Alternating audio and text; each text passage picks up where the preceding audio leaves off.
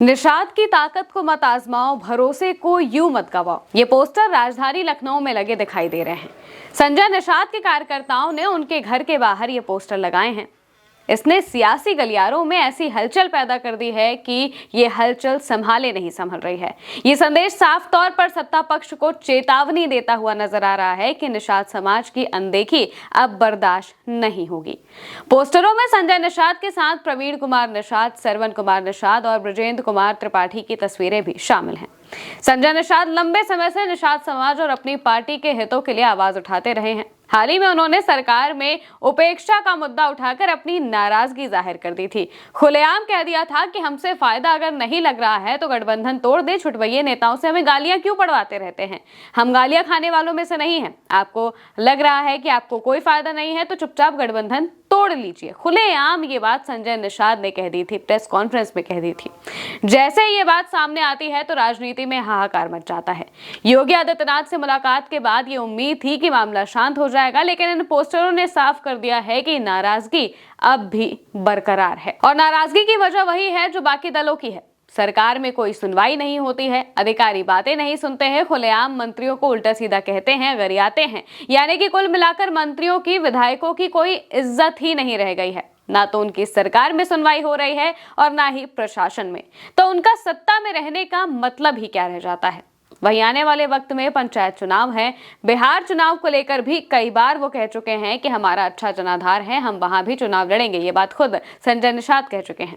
इसके अलावा भी संजय निषाद बार बार इस बात के संकेत देते रहते हैं कि उनकी नाराजगी है और अब ये पोस्टर नया राग छेड़ता हुआ दिखाई दे रहा है।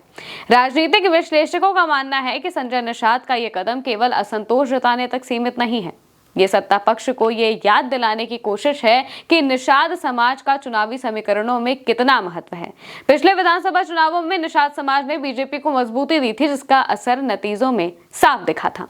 ऐसे में अगर ये समुदाय नाराज होता है तो इसके राजनीतिक परिणाम बीजेपी की टेंशन बढ़ा सकते हैं। इन पोस्टरों ने विपक्षी दलों, खासकर समाजवादी पार्टी और कांग्रेस को बीजेपी के सहयोगियों की नाराजगी को हवा देने का मौका दे दिया है।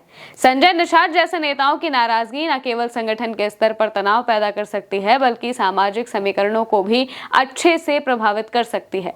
वहीं बीते दिनों ओम प्रकाश राजभर ने भी बड़ा बयान देते हुए कह दिया था कि पंचायत चुनाव से पहले नए समीकरण देखने को मिलेंगे और इसमें उनके साथ संजय निषाद, अनुप्रिया पटेल भी होंगी। उन्होंने तो ये तक कह दिया था कि हम इलेक्ट्रॉन, प्रोटॉन, न्यूट्रॉन हैं, एटम बम की तरफ फट सकते हैं। वहीं अब इस पोस्टर में भी जिक्र है कि हमारी ताकत को मत आजमाओ, हमारे भरोसे को मत खो। क्योंकि जिस तरीके से निषाद समाज ने बीजेपी का साथ दिया है और अब उनकी लगातार जो उपेक्षा हो रही है, तमाम ऐसी तस्वीरें सामने आती हैं जिसमें जो निषाद समाज से जुड़े हुए या फिर जितने भी बीजेपी के सहयोगी दल हैं उनसे जुड़े हुए जो भी विधायक हैं, मंत्री हैं, उनकी बातें कोई सुनता नहीं है। कोई एक अधिकारी फोन नहीं उठाता है, फोन उठाने पर ठीक से बात नहीं करता है, बात अगर हो जाती है तो काम नहीं करता है। ये बात सिर्फ एक नेता या फिर एक मंत्री की नहीं है, बल्कि उत्तर प्रदेश में ऐसे कई नेता आपको मिल जाएंगे जो बार बार इसी बात को कहते हैं कि भाई हमारी तो सुनवाई ही नहीं होती है, कोई भी अधिकारी हमारा कहा हुआ काम करने को तैयार ही नहीं होता है। यानी कि बीजेपी के अपने ही सहयोगी नेता उस पर प्रेशर बनाना शुरू कर चुके हैं और अब बीजेपी बुरी तरह से घिरती हुई भी दिखाई दे रही है। ये पोस्टर बहुत कुछ साफ करता हुआ नजर आ रहा है। फिलहाल के लिए मेरे साथ इस खबर में इतना ही। आप देखते रहिए भारत एक सोच।